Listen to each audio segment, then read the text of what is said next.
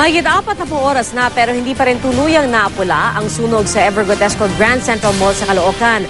At para sa update, nakatutok doon live si Jam Sesante.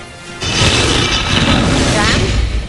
Yes, Pia, hindi pa nga dinadeklarang fire out pero under control na ang sunog dito sa Evergotesco Grand Central Mall na simula noong Biyernes ng gabi. Magdamaga ng pag-apula sa sunog sa Evergotesco Grand Central Mall sa Caloocan kaninang madaling araw. Ilang maliliit na pagsabog din ang narinig sa basement ng mall, pero hindi naman daw yun dapat ikatakot. May mga something lang na mga pwede mga chemical na hindi naman totally nakakamatay, yung pwede may mga konting gas. Kaninang umaga, meron pa ring lumalabas na usok mula sa ikalawang palapag. May ilang tenant na maswerteng nakapasok matapos magpumilit at nakapagsalba ng ilang paninda. Sa tala ng Bureau of Fire Protection at Philippine Red Cross, 17 bombero at fire volunteers ang sugatan sa sunog. Hanggang kaninang hapon, mahigit 40 oras mula sumiklab ang sunog, patuloy pa rin ang pag-usok ng mall. Nahirapan po tayong pasukin dahil kakulangan natin ng breathing apparatus. Madaya po ang apoy eh. Minsan makita mo tahimik, tapos nasa ilalim pa pala yung apoy, bigla na lang makakadamay pa po ng iba, lalaki po ulit. Habang binubugahan ng tubig ang gusali, ang ilang tenant galit sa management ng Evergotesco dahil hindi raw sila pinapasok agad nang nagsimula ang apoy noong Biyernes ng gabi.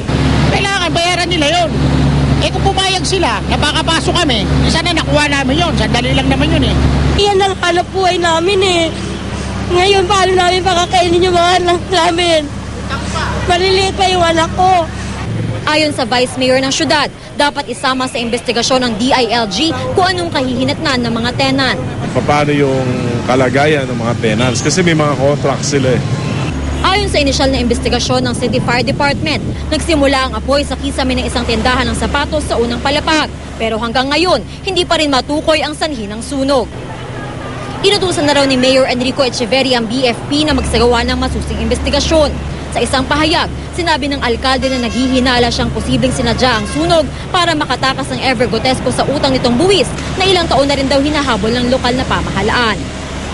Pia, wala pang pahayag sa ngayon ng Evergotesco management pero ayon sa kanilang dating abogado na si Atty. Trixie Angeles ay wala naman daw makikinabang kung susunugin itong mall.